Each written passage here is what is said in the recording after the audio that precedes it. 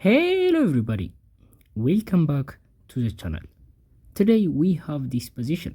It is white to play and win. And white's pawns are going forward in this direction. Although it's white to play and win, white has only a single way to win the game. So guys, as always, go ahead, pause the video and guess the move. Best of luck.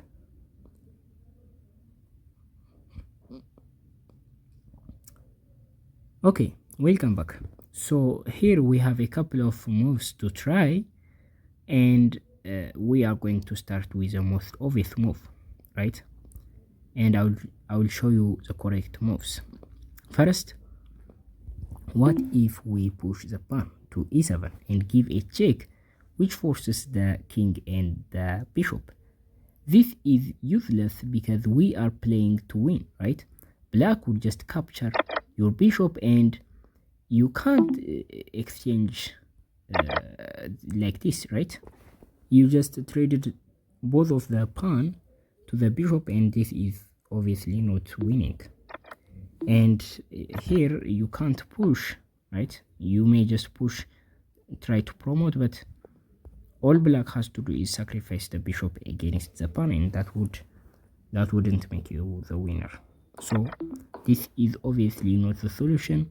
The other thing may probably pushing this pawn, but black would just play king to e7. Notice black is attacking the backward pawn, and you may just probably play king to g8, but what is the matter? Black would just move and you can't promote this, otherwise black would just capture that, and you can't chase the bishop forever, right? Eventually it would be just a repetition and black would just get the draw. So pushing both of the pawns, pushing these pawns is not the solution. What else can be the solution? It must be a king move, but where should we move this king? So if we move the king to g8, I mean g6, black would just play king to e8. So what is the follow-up, right? We have no that much options. So we may just give this check, but black would just play king to e7, and you may just try to attack this, but you are going to left this pawn hanging, and by the time you arrive at the bishop, it doesn't matter, right? All black has to do is sacrifice the bishop against the pawn, and that is not going to make you the winner. So pushing, playing king to g7 doesn't work either. So what about playing to g8? This looks nice and this looks solid. Well, let's see.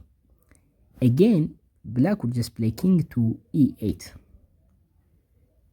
and now you may probably notice it's going to be just the same pattern, right? You may just give this check, but black would just play here, and what else can you do, right? The only move that you have is these two moves. No matter what you play, black would just capture your pawn, and all black has to do is sacrifice the bishop against the pawn again. So same thing, right? With this move it's going to be even obvious, right? So all of these moves don't work. The only winning move is to play king to h8. So what makes this different? Well, for everything we have an answer after this move. So if black plays king to e8 as previous, we are going to play king to g8, and now see, the bishop or the king has to move. So if the king moves, obviously we would capture the bishop and this is going to be easy. If the bishop moves like this, what we are going to do is not giving check. Instead we play e7. So this prevents the bishop, and see, black is just going to lose the game, right? So black has to move, we move, and this is secured. So if black decided to move the bishop instead, we don't care about this pawn, we promote like this. So that is the idea. What if the bishop moves this way? So do we move this pawn again? No, we don't. We are going to play f7, and this is going to be a fifth queening. The other is if the king moves like this, we play anyway and we capture the bishop, and we are going to win the game anyway by promoting the remaining pawn.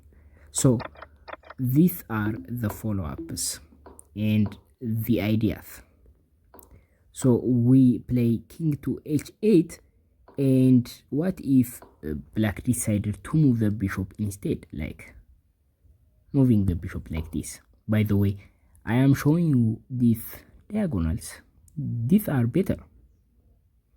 They are close to the parties, and they are going to make a lot of senses, right? So from this side as well. But for the other diagonals, it's going to be the same thing, right? Being on this diagonal for the bishop has only one purpose, to just stop these pawns. So it's the same with the other squares on the diagonals. So the bishop moved first and the king didn't move. So what do we do now? Well, we don't push this or this, right? So if we push this, obviously, like I said so many times, we are going to lose the pawns. If we push this one instead, black would just play bishop to f8, and this is going to be the follow-up, and again we are going to lose the challenge, right? To lose means, to lose the puzzle target or goal. So that is the idea, and we don't push either these pawns. Instead we play king to g8. So the idea is the bishop can't go back. So what if the king gets back? Well, this, if you remember previously, we have this position, right? We just push the pawn, the f pawn, and this puts black in two options. We have seen both of them. In both of them, we just make a new queen, and we are going to lose one of the pawn in the process, but this is going to be easy win for us. So this is going to be the solution of the puzzle. Actually, after we play king to h8, I don't know what is the best move for black. The engine as well is confused, right? This is the best move for black, this is the best move for black, and this is also the best move for black. They all are the same.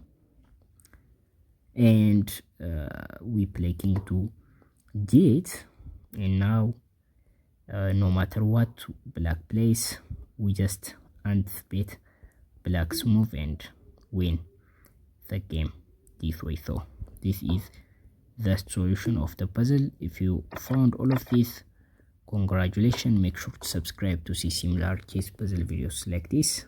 I'll see you in the next video. Bye.